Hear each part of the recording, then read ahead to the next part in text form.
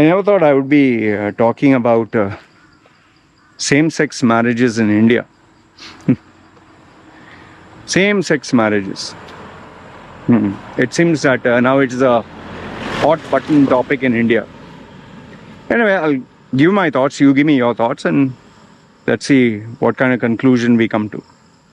Now, marriage, an institution that has been practiced traditionally, culturally, where religion is involved, where two families are involved, and historically, right from the time as far as we remember, it was always Adam and Eve, Ram and Sita. It was man and woman. It was never done by, Ram and Sham, or Adam and Steve, or Lisa and Shirley. Unfortunately, this is how religion has been. This is how tradition has been. When we talk of parent, we talk mother and father.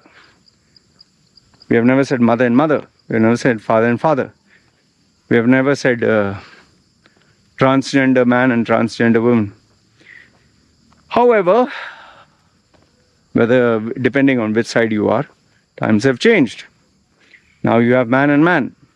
You have woman and woman. You have man who was biologically a man, now is a woman, and female who was biologically a woman who is now a man, and they both are married, and they call their child, you're genderless. So we're living in very strange times where there's a mishmash of everything. Everyone's trying to be creative with everything. Everyone's trying to change everything. There's LGBTQ plus queer, this, that. How many alphabets and symbols you want to put? Okay. Then there are people who say, no, I'm gender fluid and I'm too sparrow, too spirit. I'm an alien. Okay, fine, whatever. Just because I have a male genitalia doesn't mean I'm male. I can be a female with male genitalia. People have all these theories. Okay, let's not get into all that. Now, we have in India, which is supposed to be a place rich with culture, heritage, your values. Now you are having man and man. Okay, before they were gay relationship, man and man, woman and woman. That itself took some time to accept. But now they are saying man and man, woman and woman, even though we are public, but we want to get married and we want to be recognized and we want to have rights and we want our child to have, this is the mother and, I don't know, how do you call it, mother and male mother and female mother, or male father and female father, or these are my parents. I don't know. I'm not trying to be funny here. I just don't know how do you term it. And one of the reasons, maybe if tomorrow one parent dies or something, they have rights for property, and maybe they want, when they say parent-teacher meeting, I don't know, maybe they'll have some privileges there or whatever, fine. So now what do I think? Me, I don't know about you, you can put your opinion. What a man and a woman, or man and woman do privately is none of my business. It's not of anyone's business. You do privately, you do whatever you want. Okay, as long as you're not hurting and harming anyone. But now the issue is, here, you're talking about not just legalizing, but you want to involve the tradition, the culture, the religious values, the symbols, the practices that have been there for so many years, and you want to modernize it. Like where you used to have a pandit or a priest or an imam, and you used to have a man and woman. In Hindu, they used to go around a fire, a sacred fire. In churches, you used to have man and woman, man dressed in a suit, woman dressed in a white gown, and in Muslims, you used to have man one side, female one side. Now they want to make it man and man on the altar, or man and man with a pandit, or man and man in a mosque, which I'm pretty sure some religions slightly flexible, some are not at all. Okay. See, if I was religious and if for me religion was my identity and my religion meant a lot, I would be very angry, pissed off, and I definitely would not allow this. I would be against it. I would say, fine, you want to do whatever you want, but don't change my religion, don't change my tradition, and don't bloody tell me this is going to be legalized. That is if I was religious. If I'm like me, atheist, and you do whatever you want, for me it doesn't matter. You can have whatever you want as long as you're minding your business, I'm minding mine. But now, the problem is, now it is coming to the Supreme Court. Now it is coming to the law of the land, where it's going to affect everyone. What do I think should be done if I was a judge?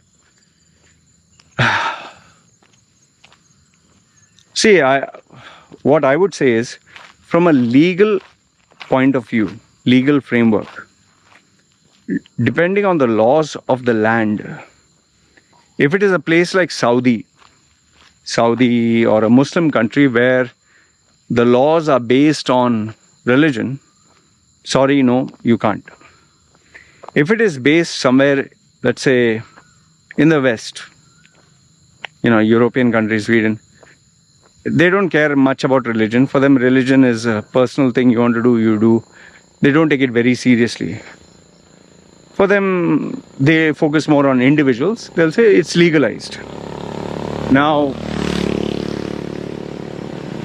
where religion is concerned, you can't force the Catholic Church or the Muslim faith or the Hindus, force them to have this. You can't force them. No, it's legal. So, no, that you can do it privately where you want to do it. Okay, in your house, whatever. But you can't force the church to do it. So now comes to India. I would say that depending on who is elected, the elected officials, the political party that is in power, the majority of the people, what they believe, that will eventually win. In a country like India where 80%, I'm giving a rough estimation, where 80% are, like you can say below the poverty line, or 80% are traditional, or the majority are Hindus, or the majority are religious, or the majority they follow tradition, culture. Even BJP is in power because it is voted by the majority. The judges, I don't think the judges are going to try something so modernized where their own well-being will be in danger. So I don't see this LGBTQ legalization of marriage in the religious sense being legalized. In terms of, I think, passports as a human right, okay, as a human being, fine. You can have maybe a court marriage, not a religious marriage. Okay, court, you can say these are partners. And I doubt that they are going to even allow partners means together. Like you have certain rights. I don't think they'll call them husband and wife. They might call them a civil partnership. They'll not call it a marriage. They might play around with the words. Okay. Rights, they might offer the rights and they might consider giving the child rights. But I don't think they're going to call, he's the mother, he is the mother, he is the father, she is the father, she is the mother. No. And 100 out of 100%, they're not going to ask religious groups to accept this. Okay. Rights as a human being, they'll give. Legally, they might just look into it. But popularizing it, no. That will take centuries, because India is still deeply rooted in its values, and no matter how modern anyone might claim to be, that is not going to change. But you can be rest assured, this is not going to be an easy decision. The politicians, the religious groups, the lobbies, the majority of the population, especially in India, they're very conservative. They're going to accept this. Only maybe some families where they're slightly modern, they've sent their children to the West and they're doing their own thing quietly, privately. They might have their civil partnership, marriage, love, and this and that. But the minute it starts spilling over into schools, colleges, and all that, oh, it's going to be a disaster. Like you have nowadays boys dressing up like girls and calling themselves I'm a she, and all this might be popular in the West. It's not going to work in India. And all these transgender surgeries and movements and all that, it's going to be centuries before they normalize it in India. In India, the majority, they value their religion, their culture, their tradition more than life itself. There are many who are ready to die and even kill rather than change this identity. See what happens in Pakistan, see what happens with certain Muslims, see what happens even with Hindus, like the new movie that Pathan is coming out. Just because there's a scene of Shah Rukh Khan, who's Muslim, holding Deepika, that itself has driven so many guys with saffron mad and crazy. And for that matter, look at USA. There's so many religious Catholics, Protestants who are totally against this LGBTQ movement. So anyway, this is what I wanted to share with you. Let me know your thoughts in the comments below. Agree, disagree, good, bad, ugly. Alright? Love to know what you guys have to say. So me signing off. You guys take care. Ciao.